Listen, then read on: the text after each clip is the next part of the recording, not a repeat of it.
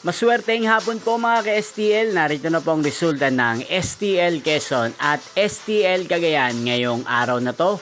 Second draw, May 24, 2025, araw ng Sabado. Kaya't kunin nyo na po ang inyong mga tickets.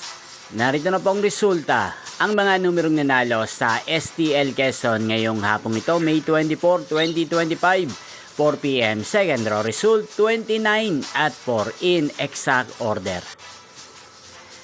At para naman po sa STL Cagayan, second draw result May 24, 2025, 4 p.m. Ang mga numerong nanalo 17 at 33 in exact order.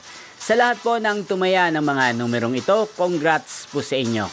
Inyo pong napanood ang resulta ng STL Quezon at STL Cagayan sa channel na to, Roderick Hernandez TV.